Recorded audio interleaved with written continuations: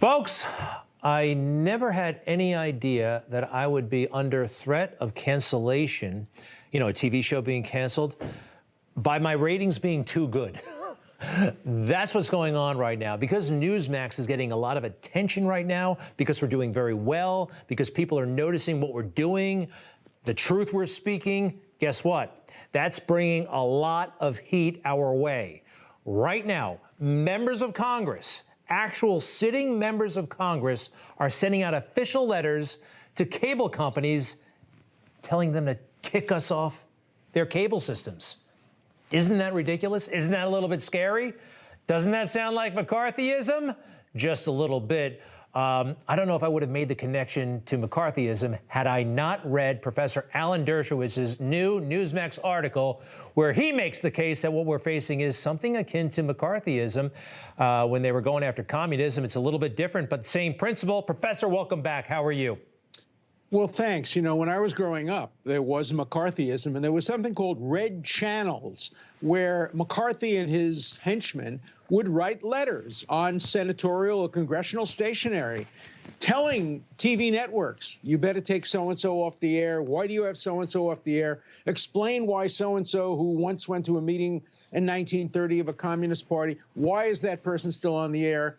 And as the result of getting those letters, Red Channels was formed. It was an informal group which listed TV stations that had people who were accused of being left or communist, and it really put about censorship, real censorship. It was self-censorship.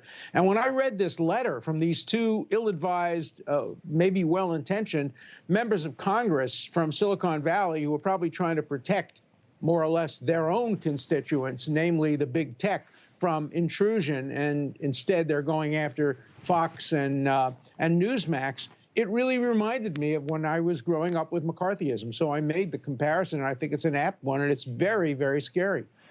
Well, thank you for doing that. By the way, I think if I wanted to, look, we want to beat CNN, but I want CNN to exist. But if I wanted to, and I think if other conservatives wanted to, they could make the case that mainstream media helped incite riots from coast to coast.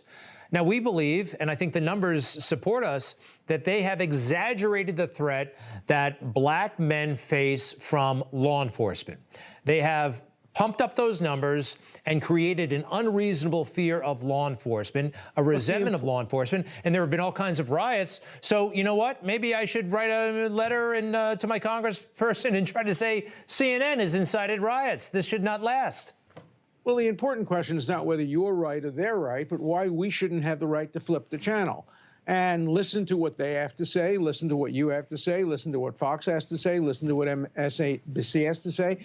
It's a marketplace of ideas, and we have the right to pick and choose. And I think it's a healthier and better country when we can flip the channels instead of turning to a channel and finding out it's no longer on your cable server because some congressman said we don't like it. Look, the worst offender is CNN.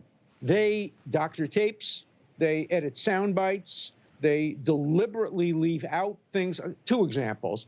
When President Trump made his famous speech in the Capitol, they left out the fact that he said patriotically, peacefully, have your voices heard. When he spoke in Charlottesville, they left out the fact that he said, I'm not including among fine people neo-Nazis and white supremacists. They should be condemned. By the way, NPR, National Public Radio, Public Television, did the same thing. If you want to learn what Trump actually said, you had to listen to Newsmax or Fox or maybe some of the others.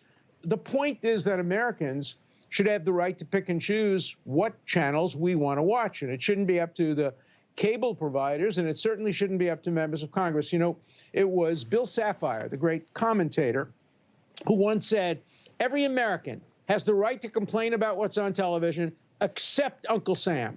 Uncle Sam has to stay out of the newsrooms. He has to stay out of the editorial rooms. He has to stay out of television, newspapers.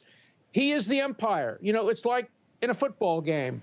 The official can't go over to one coach and say, I don't like the way you're running the ball. I think you should be passing more. He's the official, and that's what the government has to be when it comes to free speech. Who said that about Uncle Sam? Can't complain. Who was the It was Sapphire, Bill Sapphire. Bill He used Sapphire. to do the conservative Of course. columnist for the New York Times. He wrote for Richard Nixon, and we share the same birthday, That's right. by the way.